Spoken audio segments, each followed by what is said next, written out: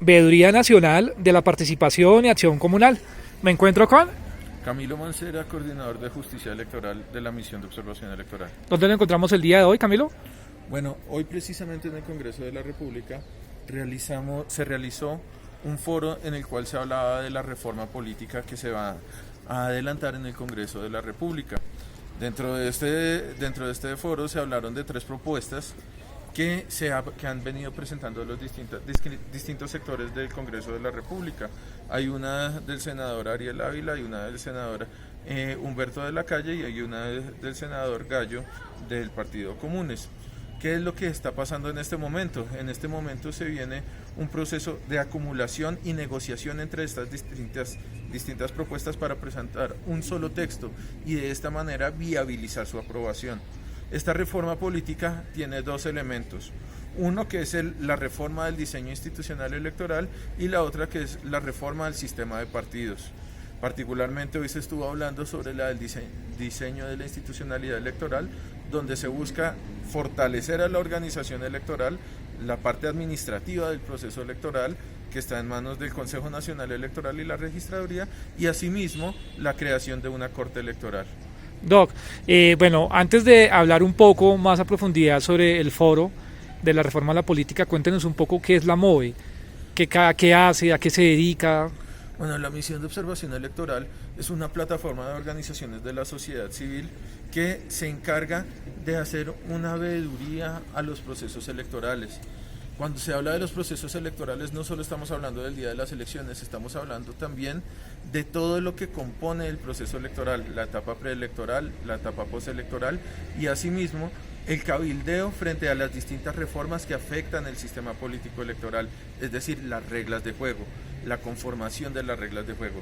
La MOE lo que hace es trabajar sobre estos distintos temas para de esa manera presentar recomendaciones para fortalecer la democracia y fortalecer los procesos electorales. De acuerdo, y dentro de esas recomendaciones, según lo observado, analizado, visto en esas pasadas elecciones, ¿qué encontraron?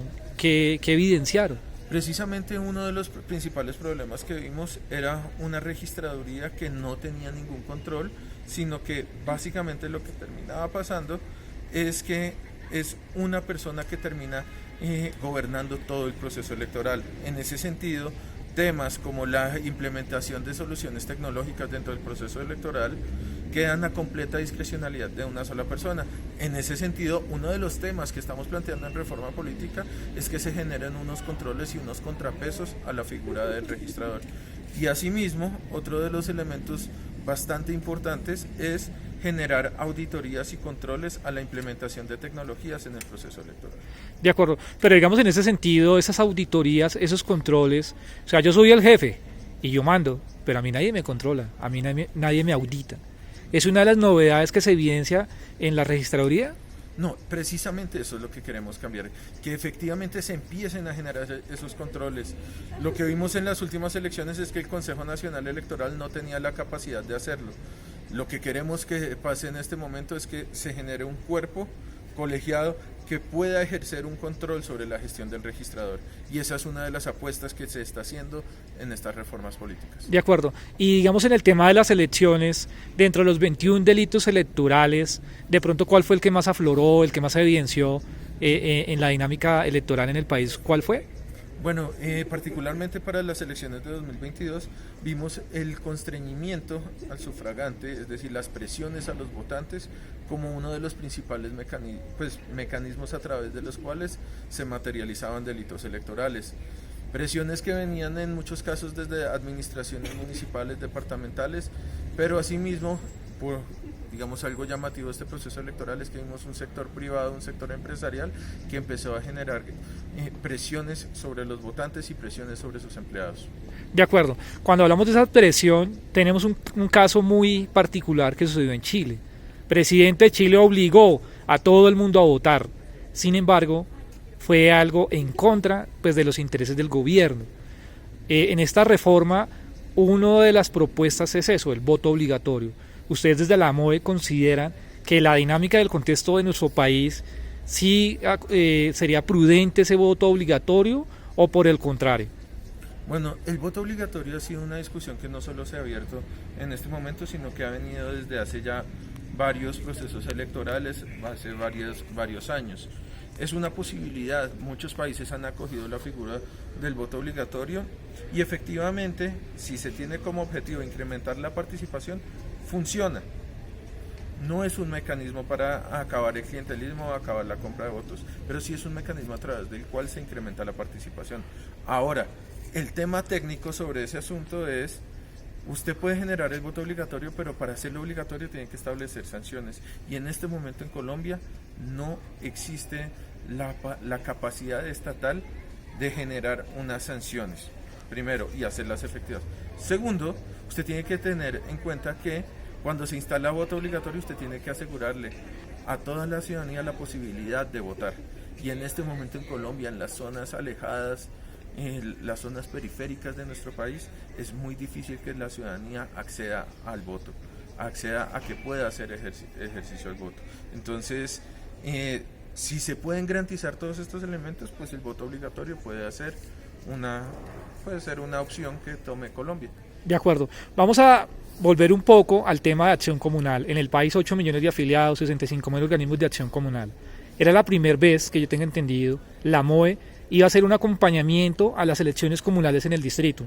Desafortunadamente, por temas de pandemia, muchas veces se aplazó. ¿Cómo fue ese proceso? ¿Realizaron un acompañamiento? ¿Qué sucedió? ¿Qué hicieron ustedes en las elecciones comunales en el distrito capital? Bueno, desde la misión de observación electoral hicimos un acompañamiento, en este caso no a través de la observación electoral, sino en lo que era la recepción y trámite de las irregularidades electorales que estaba evidenciando la ciudadanía. Para eso se dispuso de la plataforma www.pilasconelvoto.com. Esta fue la herramienta que nosotros utilizamos. Adicionalmente, el acompañamiento que hizo la MOE fue más en un proceso de formación a los distintos miembros de las juntas de acción comunal. Y en ese sentido, lo que terminamos haciendo fue generar pedagogía sobre los procesos de elección que se estaban dando en las juntas. De acuerdo. Y en ese tema de acompañamiento, asesoría del tema de elecciones comunales en Bogotá, y por supuesto también hacen análisis a nivel nacional, ¿qué han evidenciado sobre esos temas de ser la organización social más grande del país, Acción Comunal?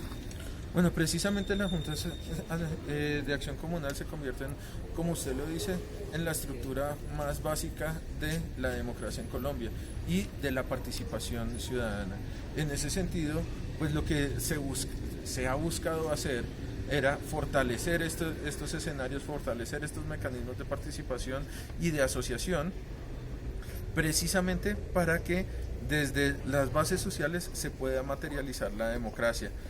Se presentan grandes problemas en ese sentido, pero poco a poco se han venido superando y es hacia allá, hacia donde nos tenemos que dirigir, a generar mayores garantías sobre estas asociaciones, sobre esta base de democracia, para que efectivamente se pueda convertir en el inicio de la ruta democrática. De acuerdo, vamos a volvernos aquí, a Bogotá, en el Congreso de la República, hablando en el foro de la reforma a la política.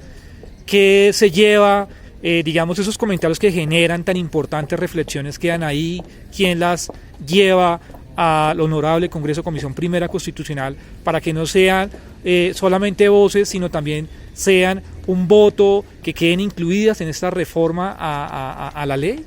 Precisamente a través de un diálogo con los distintos congresistas es que hemos venido incorporando algunas de las recomendaciones que ha planteado la MOE.